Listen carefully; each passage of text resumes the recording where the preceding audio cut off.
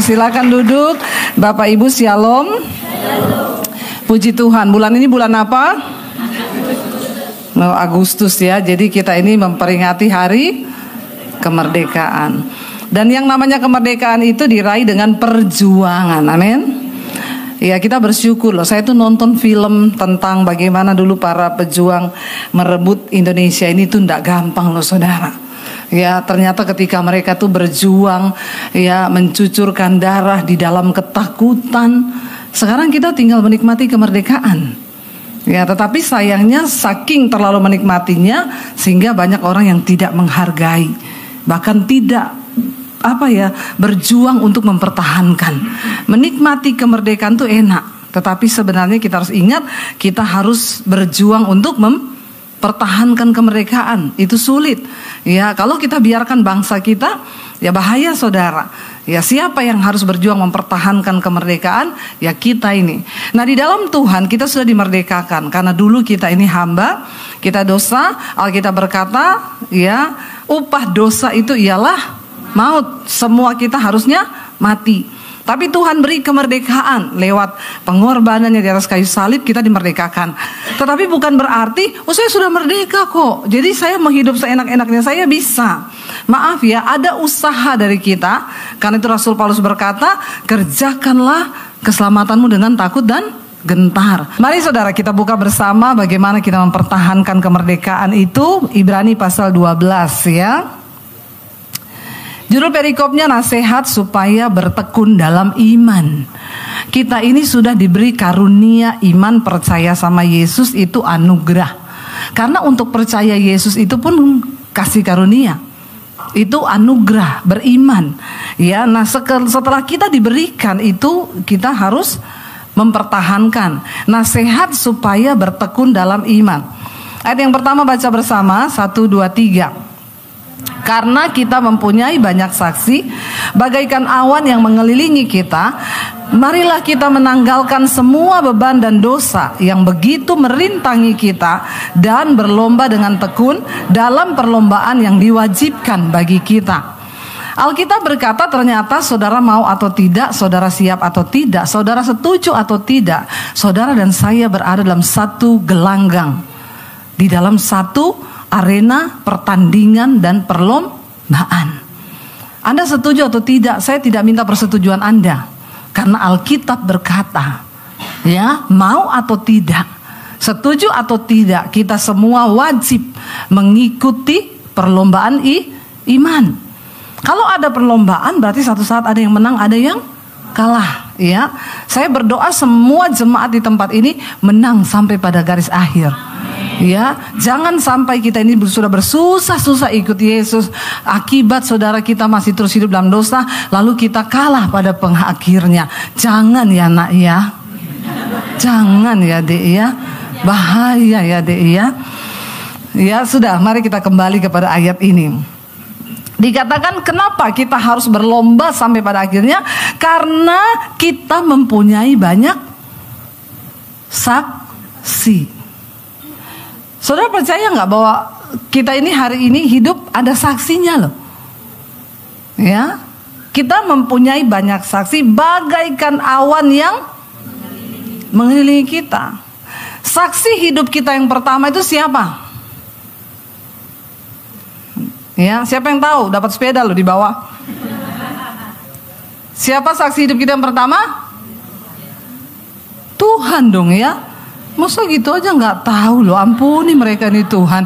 Kamu tuh lulus sekolah minggu nggak sih? Ya cuma ngomong Tuhan aja berat loh. Ya pasti dong ya. Saksi yang pertama kita itu siapa? Ya Tuhan.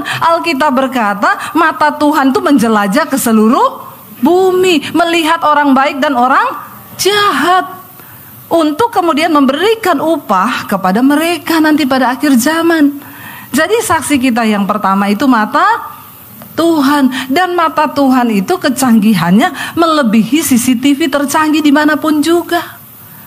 Biar saudara mau sembunyi di kamar hotel, ya, di bawah tanah, atau saudara melakukan kenajisan di basement, di dalam mobil, tetap terpantau sama mata dan kanan kirimu. Hati-hati lu. Ya, jangan cuma ngomong, bilang kanan kirimu Tuhan baik dari dulu. Sekarang bilang kanan kirimu, hati-hati lu. Karena mata Tuhan itu melebihi CCTV tercanggih. Jadi tidak ada guna kan kita hidup ini mau pencitraan toh. Kalau kita tahu bahwa ada saksi yang melihat hidup kita. Ngapain mau sok rohani di gereja? Pelayanan, ya mau apa, khotbah atau apa. Kalau hidupmu itu tidak beres, ya tidak usah pura-pura. Dikatakan ya saksi yang pertama yang pasti melihat hidup kita itu mata Tuhan. Yang kedua saksi kita siapa? Malaikat.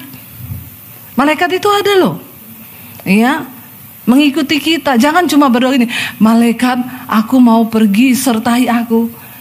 Kau pergi ke panti pijat juga malaikat lihat.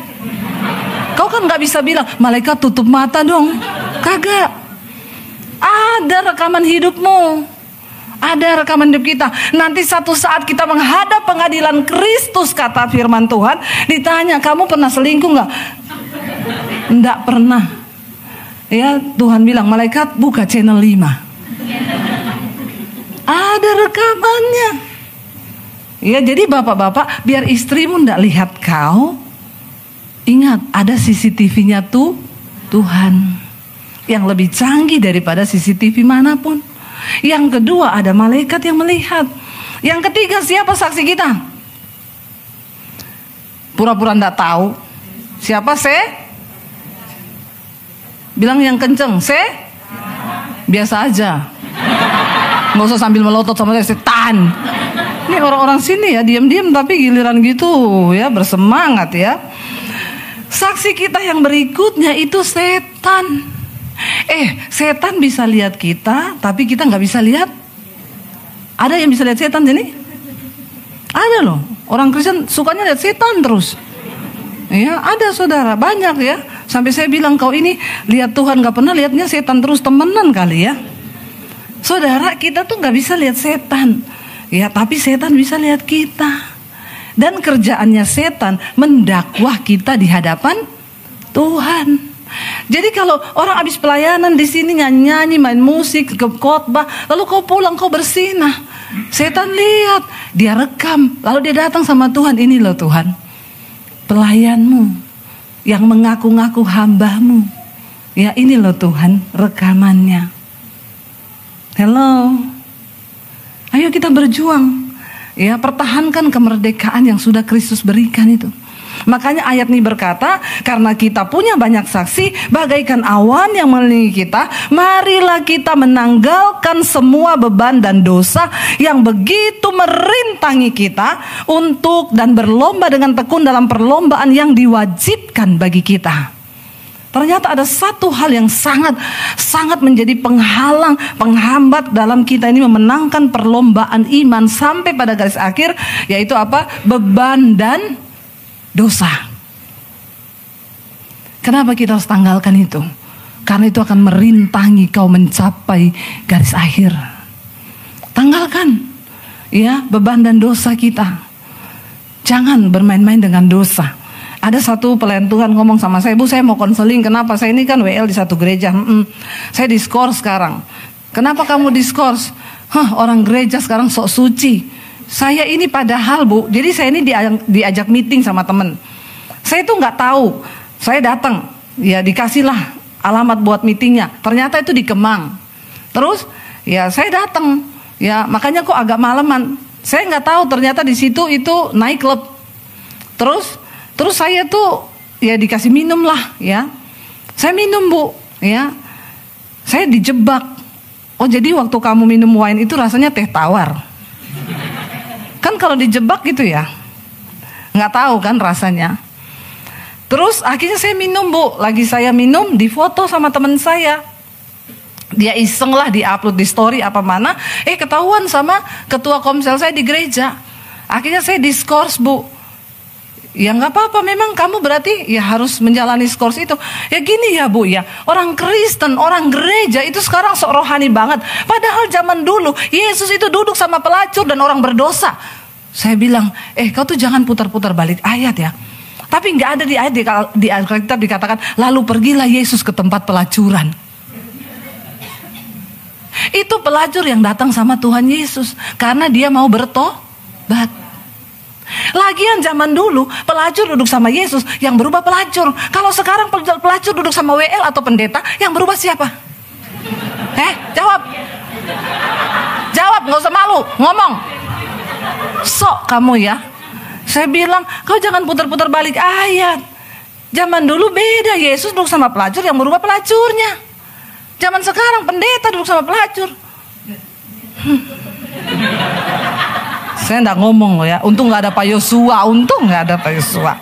Tapi Pak Yosua tidak pergi ke tempat begituan. Lah kalau sekarang saya bilang pelayan Tuhan itu ada kriterianya.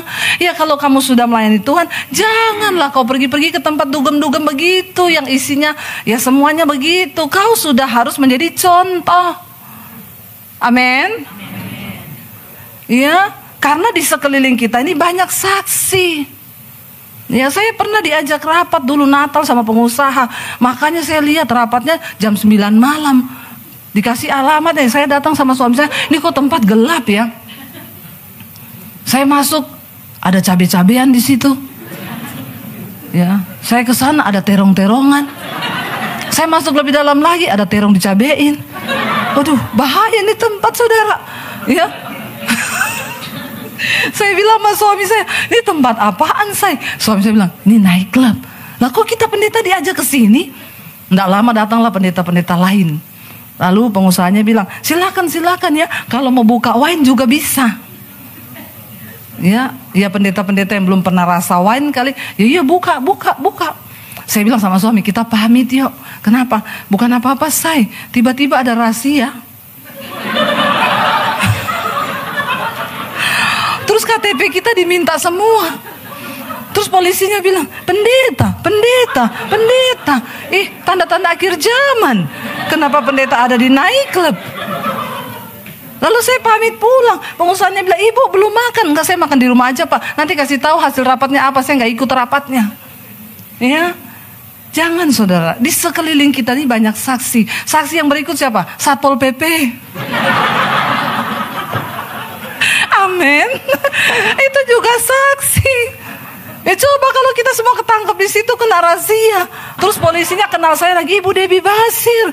Ibu saya tiap hari ikut mesbah doa ibu loh. Wah cilaka 12 pas. Saya mempermalukan nama Tuhan saudara. Ya ayo kita harus sadar. Makanya tanggalkan beban dan dosa yang begitu merintangi kita. Untuk menang sampai akhir perlombaan. Masuk surga itu enggak gampang. Saudara masuk ke istana presiden aja enggak gampang loh. Coba besok saudara ke istana presiden. Saya mau lihat bisa masuk enggak?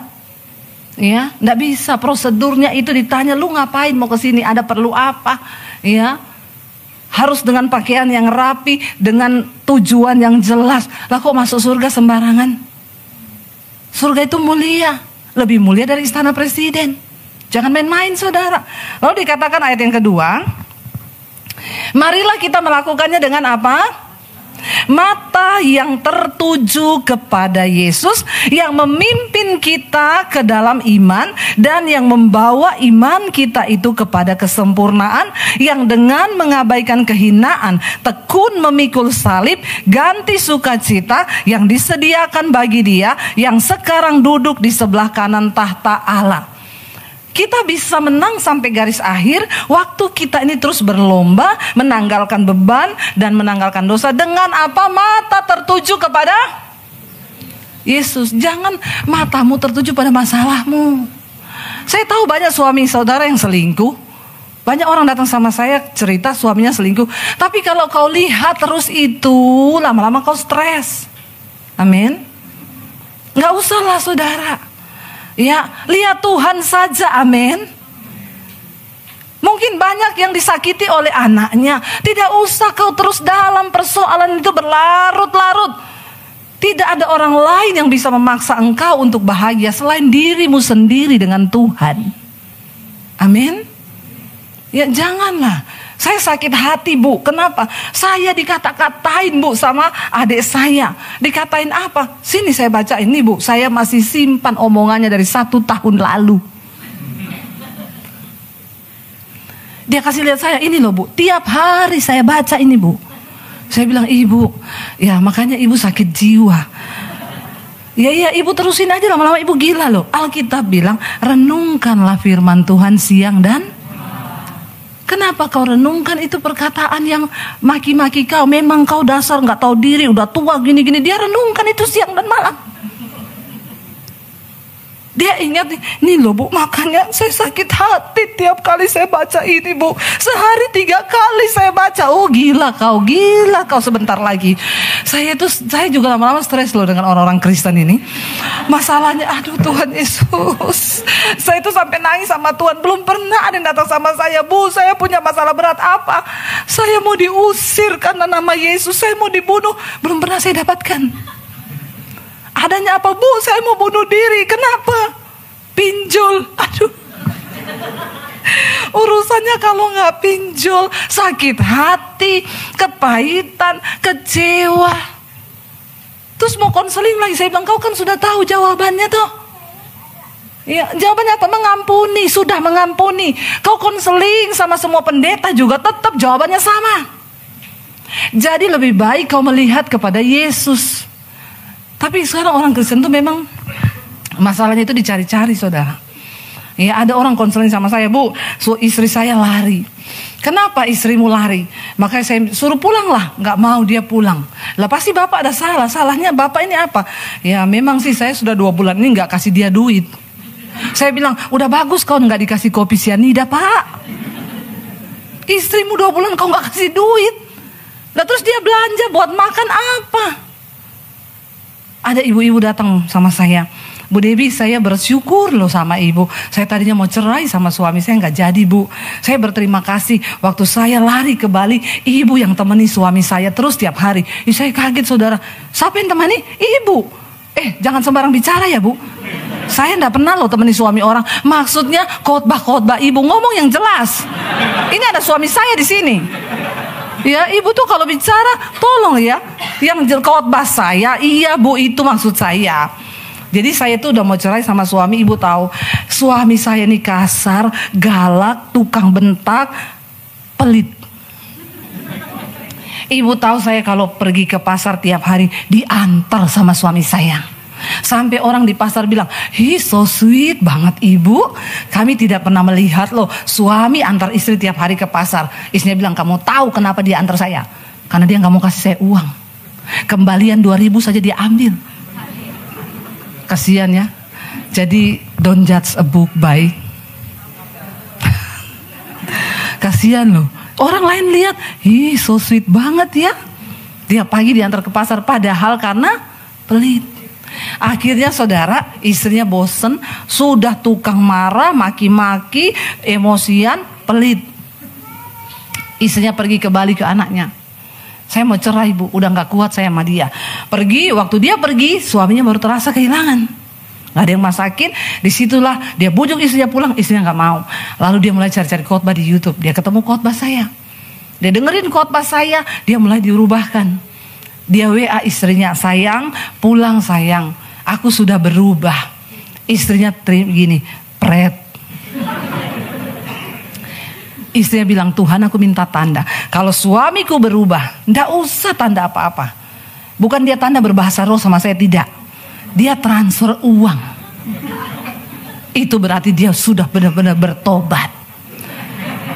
Ternyata kadang tanda itu tidak usah jauh-jauh ya. Ada ibu yang berteriak, betul. Kayaknya curcol ya. Tolong suaminya dengar. Lalu saudara, besoknya dia WA lagi, sayang aku sudah berubah loh. Tiap hari aku nih dengar khotbahnya Ibu Debbie Basir. Mau coba kamu dengar? Istrinya balas, pret. Hari berikutnya dia tanya, dia bilang gini, sayang aku tadi malam mimpi kamu. Di tengah keramaian kamu menangis. Istrinya bilang, terus? Dia tanya, uangmu masih ada ndak? Istrinya bilang, kenapa? Aku mau transfer uang buat kamu. Ya minta nomor rekening, dikasih, ditransfer. Istrinya bilang, berubah ini. Tapi jangan 1 hari toh. Harus diuji coba. Sampai beberapa hari ke depan. Ya, akhirnya berapa hari kemudian suaminya tanya lagi, kamu gimana di sana? Baik, aku tadi udah transfer lagi ya. Istrinya bilang, ih berubah. Istrinya pulang, ketika pulang ternyata benar-benar suaminya udah diubahkan. Lalu mereka disatukan Tuhan. Istrinya bilang, sampai sekarang saya sama suami tiap malam ikut mesbah doanya Ibu Debbie di YouTube. Kami mau berterima kasih Bu, kami tidak jadi cerai. Makanya jangan ada suami yang ya, mari saudara. Sebenarnya masalah-masalah yang kita hadapi ini masalah biasa, asal mata kita ini tertuju kepada Yesus. Nggak usah alay lebay, merasa diri ini sudah paling menghadapi masalah yang paling beban. Apalagi generasi sekarang itu baru umur belasan tahun, 20, 21, 22 sudah langganannya psikiater, sudah jadi langganannya psikolog. Nggak ada di sini ya? Astaga Tuhan, belum berumah tangga loh, udah bolak-balik ke psikolog. Coba saudara, sehatkan jiwamu loh. Jangan jadi punya mental yang paling menderita. Aku tuh paling menderita. Coba kamu datang sama Tuhan. Ya, apapun masalahmu, ketika kamu sadar bahwa Tuhan mencintaimu, maka kamu akan bisa melepaskan semua beban di hidupmu. Bilang, aku bisa Yura. Orang tua tidak ngerti, cuma kita anak-anak muda saja. Bisa Yura, bisa. Jadi jangan bilang tidak bisa.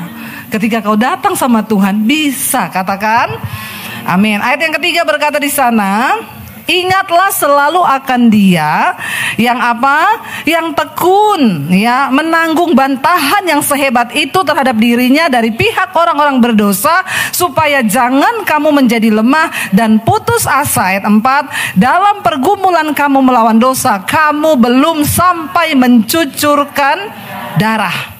Jadi nggak usah alay lebay. Bilang kanan kirimu, nggak usah alay lu. Bilang, ya. Nggak usah alay lu, masalahmu itu belum berat.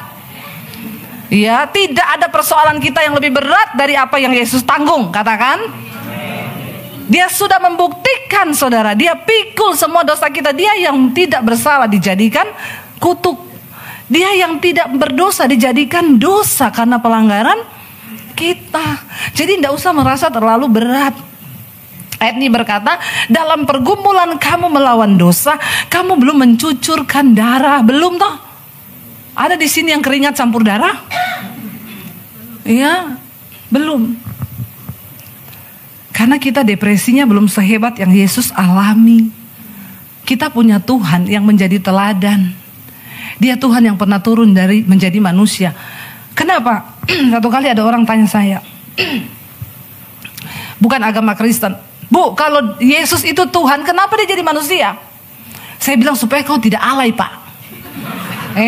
Dengar ya jawaban saya. Supaya kau tidak alay. Loh, kenapa Ibu jawab begitu? Karena Dia Tuhan yang turun menjadi manusia, merasakan semua kelemahan yang kau alami. Yesus pernah merasakan semuanya. Di mana di titik darah yang terakhir Dia berkeringatnya itu campur darah. Kenapa? Pembuluh darahnya pecah, menanggung depresi tingkat tinggi. Bapak sudah pernah mengalami nggak keringat campur darah? Belum sih Bu. Kau tahu kenapa Yesus jadi manusia? Kita bersyukur punya Tuhan yang menjadi manusia. Ya, jadi di sini dikatakan, ayo ya, tidak usah alay lebay, berjuang sampai di titik penghabisan. Tanggalkan beban dan dosa, buang semua persoalanmu dengan mata yang tertuju kepada Yesus, supaya kita mengalami kemenangan. Karena surga yang mulia itu hanya untuk orang-orang yang mau bayar harga. Amin. Kita bangkit berdiri bersama saudara.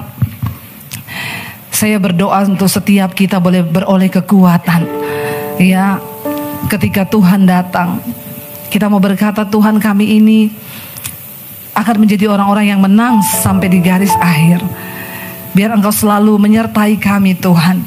Biar Engkau selalu pegang tangan kami Tuhan. Biar hati kami terus tertuju kepadamu. Setiap persoalan, beban, masalah yang kami alami, kami tahu Tuhan, Engkau sudah melewati yang lebih berat dari itu. Dan tidak ada satupun yang bisa membuat iman kami goyah. Karena kami percaya kami punya Tuhan yang hebat. Kami punya Tuhan yang sanggup memberikan kami kemenangan. Terima kasih Bapa. Kami membawa roh, jiwa, dan tubuh kami ke dalam tangan Tuhan. Mari saudara, saya berikan saudara waktu beberapa saat untuk merenungkan hidupmu. Kalau ada yang perlu engkau bereskan dengan Tuhan, bereskan itu di hadapan Tuhan. Datang di hadapan Tuhan. Bilang di hadapan Tuhan, ini hidup kami Tuhan. Kami tidak mau kalah di dalam pertandingan iman kami. Sebab Engkau sudah beri kami kemenangan. Engkau sudah beri kami pemulihan Tuhan. Kami tidak akan kalah dengan persoalan dan beban hidup yang kami alami. Biar mata kami terus tertuju kepada salib-Mu Bapa. Kau memberikan kami sebuah teladan. Kau memberikan kami sebuah kepastian. Karena itu Tuhan, jadikan kami pemenang-pemenang, supaya kami juga bisa memenangkan orang-orang yang lain yang masih dalam keterikatan. Dan hidup kami yang Kau pakai di hari-hari terakhir ini untuk menjadi berkat dan menjadi jawaban bagi banyak orang. Mari buka hati dan tanganmu, saudara, terimalah berkat dari Allah Bapa, cinta kasih dari Tuhan Yesus Kristus, penyertaan Allah Roh Kudus menyertai hidupmu mulai hari ini bahkan sampai kali yang kedua. Tuhan Yesus datang menjemput kita, namamu tercatat dalam kitab kehidupan. Dalam nama Tuhan Yesus yang percaya diberkati Tuhan, katakan bersama, amin, amin, amin.